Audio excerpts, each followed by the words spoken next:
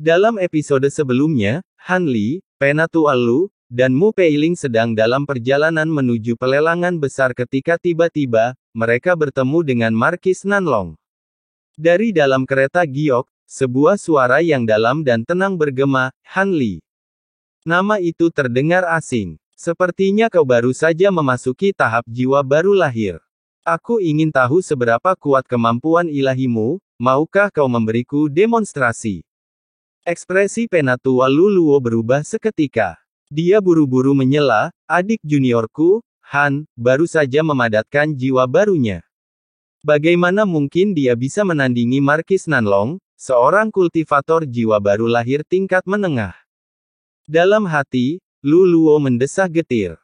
Markis Nanlong terkenal karena temperamennya yang eksentrik, namun baginya untuk secara pribadi menuntut duel hari ini, jelas ada motif lain. Markis Nanlong terkekeh pelan, jangan salah paham. Aku tidak bermaksud menindas yang lemah. Aku hanya ingin membandingkan indera kedewaanku sejenak. Kekuatan spiritualmu tadi benar-benar mengejutkanku, rasanya bukan seperti seseorang yang baru saja membentuk jiwanya. Saat ia berbicara, kereta emas itu tiba-tiba menyala terang, lalu meredup lagi. Di dalamnya muncul gambar 3 sosok, 1 pria dan 2 wanita. Pria itu mengenakan jubah kekaisaran dan mahkota giok di atas kepalanya, sikapnya angkuh dan berwibawa. 2 wanita di sampingnya, berkulit seputih salju, bersandar lesu padanya, kecantikan mereka begitu memikat. Di sampingnya terdapat lebih dari selusin selir cantik, meskipun kultivasi mereka baru pada tahap pembentukan fondasi, masing-masing anggun dan mempesona tak tertandingi.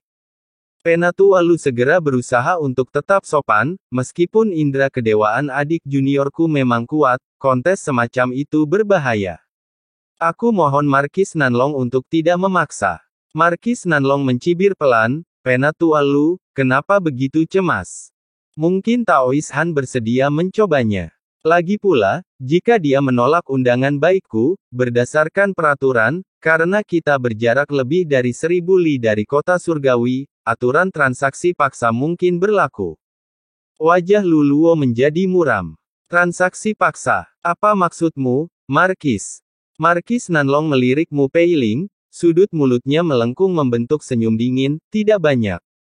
Aku hanya memperhatikan betapa dekatnya Taois Han dengan Nona Mu ini, jelas, seseorang yang disayanginya. Sedangkan aku punya 2 selir tercinta di sini yang sudah agak membuatku bosan. Kenapa kita tidak bertukar? Kecantikan dan kultivasi mereka tidak kalah darinya. Jika Taois Han menolak pertukaran normal, maka mari kita selesaikan dengan kekuatan ilahi. Jika kau menang, kau akan mendapatkan wanitamu, dan bahkan mengambil kedua wanitaku juga. Kedua wanita di sampingnya sedikit gemetar, tetapi dengan cepat menyembunyikan rasa takut mereka di balik senyum yang terlatih. Penatua Lu Luo berdiri membeku, sementara wajah Mu Peiling memucat-pucat pasi, hampir kehilangan warnanya.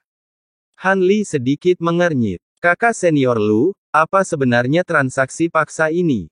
Lu Luo menghela napas dan merendahkan suaranya. Ini aturan yang ditujukan bagi para kultivator jiwa baru lahir. Ketika kedua belah pihak tidak dapat menyetujui kesepakatan, mereka dapat menyelesaikannya dengan kekuatan. Pemenang mengambil apa yang mereka inginkan, tetapi tidak ada pihak yang diizinkan untuk membunuh.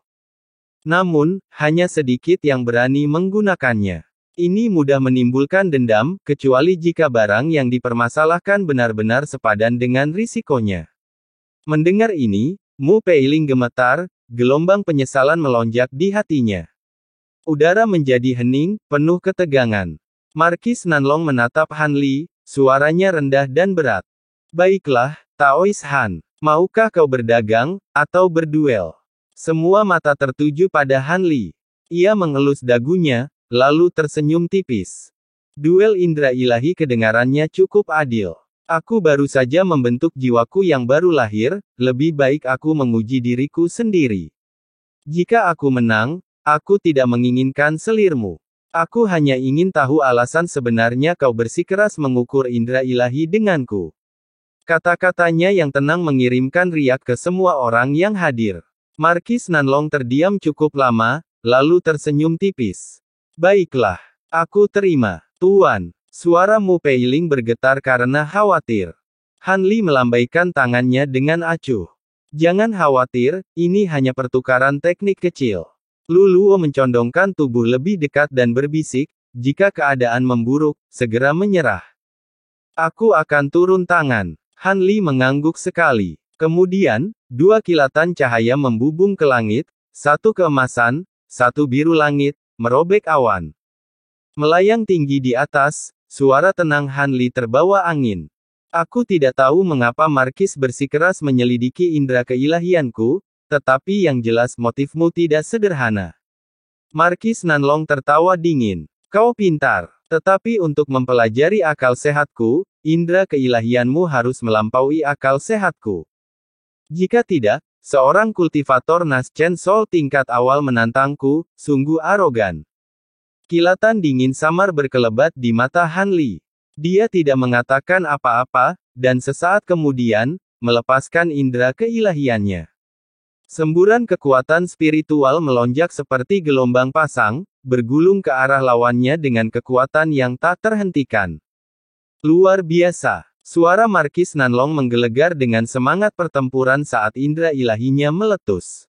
Dua aliran cahaya keemasan yang berkobar berbenturan di udara, dan di tempat mereka bertemu, pusaran menderu meledak keluar, mengguncang langit dan bumi, menyebarkan debu dan awan sementara udara itu sendiri tampak hancur. Ekspresi Markis Nanlong berubah. Ia tak menyangka aura lawannya sekuat ini, dan ia langsung mengerahkan lebih banyak kekuatan ke dalam indera ilahinya, kekuatan spiritualnya berlipat ganda. Udara menderu bagai guntur. Dua pilar cahaya spiritual yang besar saling melilit di langit sebelum meletus menjadi kabut putih yang menyilaukan. Di tanah di bawah, Lu Luo mendongak, wajahnya pucat pasi. Ia berteriak tak percaya, indera ilahi, manifestasi. Adik mudahan benar-benar telah mencapai tingkat ini. Mu Peiling, bingung dan cemas, bertanya cepat, apa arti, manifestasi indera ilahi, tetua Lu? Apakah guruku dalam bahaya? Lu Luo menggelengkan kepalanya, suaranya gemetar.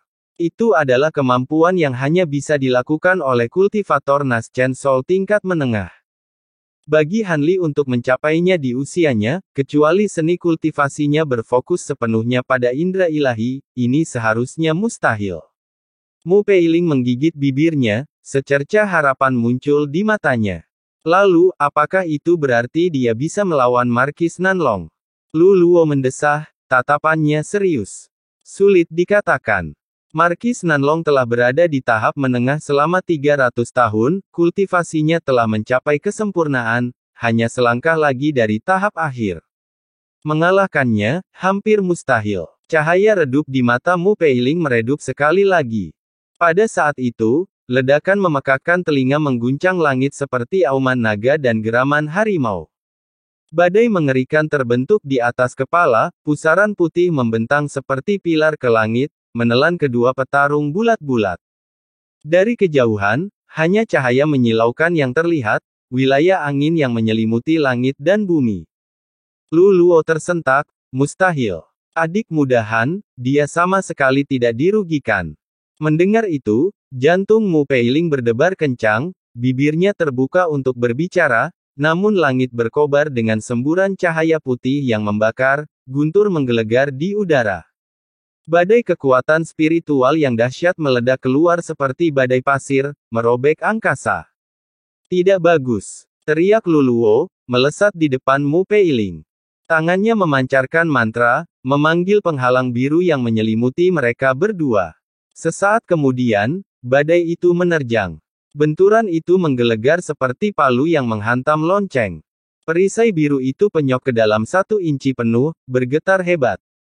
Di kejauhan, para pengawal Markis Nanlong yang berzirah emas mengangkat tombak mereka, membentuk penghalang berkilauan di sekitar kereta.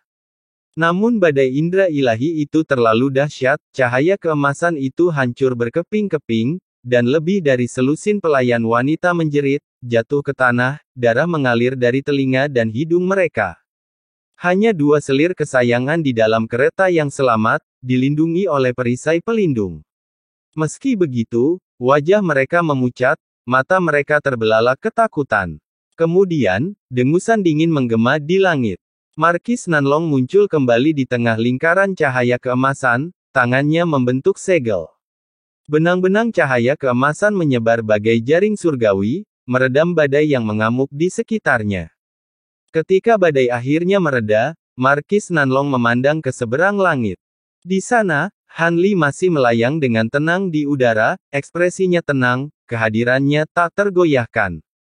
Rasa dingin menjalar di hati Markis. Mustahil, indera keilahiannya sekuat ini. Ia telah menggunakan 70% dari kekuatan penuhnya, namun Han Li mampu menahannya dengan mudah, bahkan mungkin dengan sisa tenaga. Kesadaran itu membuatnya terkejut. Bibir Han Li melengkung membentuk senyum tipis. Haruskah kita akhiri duel ini di sini? Jika kita lanjutkan, aku khawatir aku tak akan sanggup bertahan lebih lama lagi. Untuk sesaat, Markis Nanlong terdiam, lalu ia tertawa terbahak-bahak. Haha, Taois Han, kau terlalu rendah hati. Indera keilahianmu tidak lebih lemah dariku. Anggap saja impas, tak perlu merusak persahabatan kita. Han Li mengangguk sambil tersenyum tipis, meskipun dalam hati ia mendesah. Di dunia kultivasi, kekuatan adalah satu-satunya kebenaran. Ia mungkin tidak mengalahkan Markis Nanlong, tetapi ia telah membuktikan dirinya setara. Saat Markis menarik kembali indera ilahinya, secercah cahaya aneh berkelebat di matanya. Karena kau telah menunjukkan kekuatanmu, aku akan menepati janjiku. Kau benar, tantanganku bukan sekadar rasa ingin tahu. Ini menyangkut sesuatu penting. Tapi ini bukan tempat untuk bicara. Ia mengeluarkan selembar giok dari lengan bajunya, yang bersinar redup. Di dalamnya ada peta. 3 hari dari sekarang, di pertemuan dagang, datanglah ke tempat yang ditandai di sini. Aku akan memperkenalkanmu kepada beberapa rekan Taois. Dan berbagi kesempatan untuk meraih keberuntungan besar. Dengan jentikan pergelangan tangannya, selembar giok itu melesat keluar sebagai seberkas cahaya putih. Han Li mengangkat tangan dan menangkapnya, tatapannya dalam dan tak terbaca. Markis Nanlong tersenyum tipis. Cahaya keemasan berkobar di sekelilingnya, berubah menjadi busur bercahaya saat ia terbang kembali menuju kereta gioknya. Kereta emas itu berkilau sekali lagi, musik berkibar tertiup angin saat menghilang di langit yang jauh. Di bawah, Lu Luo hanya bisa mendesah getir. Monster tua itu. Sungguh tak terduga. Han Li turun perlahan. Mu Peiling bergegas maju, suaranya bergetar. Guru, apakah Anda tidak terluka? Han Li menggelengkan kepalanya pelan. Saya baik-baik saja. Hanya sedikit ketegangan pada indera keilahian saya. Rasa lega melembutkan matanya, kehangatan perlahan mekar di dadanya. Di samping mereka, Lu Luo tertawa getir. Adik junior, kau hampir membuatku takut setengah mati. Tapi hari ini, aku benar-benar mengaku kalah di hadapanmu. Han Li hanya tersenyum tipis. Adik senior, kau tidak pernah bertanya, jadi aku tidak menyembunyikan apapun. Ayo, ayo pergi. Keributan tadi pasti menarik perhatian beberapa kultivator. Semakin lama kita tinggal, semakin banyak masalah yang akan kita undang. Lu Luo mengangguk. Kau benar. Ayo kita menuju kota surgawi. Detik berikutnya, mereka bertiga berubah menjadi seberkas cahaya spiritual, menembus awan dan menghilang di balik cakrawala, hanya menyisakan gema benturan indera ketuhanan mereka yang mengguncang bumi, bergema di langit yang sunyi. Apakah itu kota Tiantian? Han Li berdiri di puncak gunung, tatapannya tertuju pada benteng megah yang membentang di dataran di bawahnya. Lu Luo tersenyum. Memang, aliansi 9 negara membangun dan memperluasnya berkali-kali hingga mencapai skala ini. Kota ini mungkin bukan kota terhebat di seluruh Tiannan, tetapi jelas termasuk dalam 5 besar. Setiap incinya dibangun dari balok-balok batu roh kolosal. Han Li tersenyum tipis. Dibandingkan dengan kota bintang surgawi di Laut Bintang yang kacau, kota Tiantian, bahkan yang membentang 100 li, sama sekali tidak mengesankan. Di sampingnya, Mu Peiling berdiri terkagum-kagum, matanya terbelalak saat ia mengamati dinding-dinding monumental itu, jelas terpukau oleh pemandangan itu. Lu Luo terkekeh pelan. Satu-satunya yang mengganggu adalah tidak ada penerbangan yang diizinkan di dekat kota. Kita harus berjalan kaki untuk sisa perjalanan. Bibir Han Li sedikit melengkung. Aliansi 9 negara tidak punya banyak pilihan. Jika begitu banyak kultivator tingkat tinggi terbang ke sana kemari, tidak ada yang bisa mengendalikan wilayah udara. Namun, bagi kultivator jiwa baru lahir seperti kita, pembatasan seperti itu hanyalah formalitas belaka. Lu Luo tertawa terbahak-bahak. Haha, kau benar, adik muda. Ayo, semakin cepat kita masuk, semakin besar peluang kita menemukan sesuatu yang berharga. Ketiganya menuruni gunung dan bergabung dengan arus kultivator yang menuju gerbang kota. Mereka menekan aura mereka agar tampak seperti kultivator pendirian fondasi biasa, dan dengan mudah melewati para penjaga. Di dalam, deretan bangunan batu membentang rapi, jalan-jalan bersilangan seperti jaring laba-laba, ramai dengan lalu lintas dan obrolan. Pertama, kita harus mencari tempat untuk beristirahat. Ada paviliun tamu khusus untuk para kultivator Nas Chen Sol, gratis, kata Lu Luo, memimpin. Mereka menyeberangi beberapa jalan yang ramai sebelum tiba di sebuah penghalang cahaya putih yang mengelilingi kompleks paviliun elegan yang tenang. Para kultivator yang lewat berhenti hanya untuk melirik dengan hormat sebelum bergegas pergi. Hanya mereka yang berada di ranah Nas Chen Sol yang dapat membuka penghalang ini, jelas Lu Luo sambil mengangkat tangannya. Kilatan cahaya biru muncul dari telapak tangannya, dan penghalang itu terbelah seperti air. Ia melangkah masuk dengan mudah dan terampil. Han Li berhenti sejenak, lalu mengembuskan napas pelan. Seberkas cahaya hijau melesat dari mulutnya saat ia merangkul pinggang ramping Mu Peiling dan melangkah masuk. Aroma samar rambutnya menyentuh tubuhnya, wajah Mu Peiling memerah, jantungnya berdebar kencang saat ia mendekat. Lu Luo, yang mengawasi dari depan, mengerjap kaget, Han Li telah menembus penghalang itu dengan mudah. Namun sesaat kemudian, ia menutupi keheranannya dengan senyum tenang. Paviliun manapun bisa, Lu Luo katanya. Selama pembatas luar tidak menyala, artinya kosong. Ayo kita ambil dua yang bersebelahan, akan lebih mudah untuk tetap berhubungan. Setuju, Han Li mengangguk. Saat itu, sebuah paviliun kecil di dekatnya menyala dengan cahaya saat pembatasnya terbuka. Sesosok pendek melangkah keluar, seorang pria berwajah putih seputih giok. Tatapannya langsung bertemu dengan Han Li, dan keterkejutan melintas di matanya.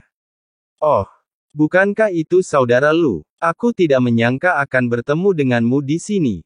Han Li langsung mengenali pria itu, anak naga api, yang telah lama ia temui di Tanah Suci Tiga Sekte. Lu Luo tertawa hangat. Haha, Taoist Lam. Perkenalkan, ini Tetua Han, anggota terbaru sekte kita dari Sekte Luo Yun. Jadi, Taoist Han, hari itu, aku benar-benar gagal mengenalimu, kata anak naga api sambil tersenyum masam. Han Li menjawab dengan tenang, sudahlah, tidak perlu membahas masa lalu. Ekspresi Fire Dragon Child menjadi cerah. Lebih baik lagi. Aku akan menghadiri pertemuan pertukaran kecil di Paviliun Star Dragon. Maukah kalian berdua bergabung denganku?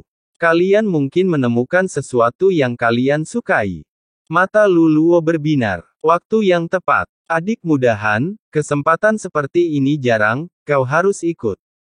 Han Li tersenyum tipis. Sesuai keinginanmu, kakak senior. Setelah mengatur penginapan mereka, Han Li menginstruksikan Mu Peiling untuk tetap tinggal, lalu pergi bersama kedua orang lainnya. Sambil berjalan menyusuri jalanan yang ramai, Fire Dragon Child berbicara dengan santai, pertemuan pertukaran ini diselenggarakan oleh manusia sejati Tianxing sendiri. Dia memiliki koneksi yang baik, dihormati oleh jalan lurus maupun jalan iblis. Namun, untuk menghindari masalah yang tidak perlu, semua peserta harus mengenakan topeng untuk menyembunyikan identitas mereka. Manusia sejati Tianxing. Lu Luo terkejut. Kupikir orang tua itu menghindari pertemuan seperti itu. Anak naga api terkekeh. Aku juga. Tapi kabarnya dia baru-baru ini mencari harta karun langka, jadi kali ini dia membuat pengecualian. Ketiganya berbincang sambil berjalan, hingga tiba di depan sebuah bangunan megah 3 lantai dari batu giok putih, kuno dan berukir indah.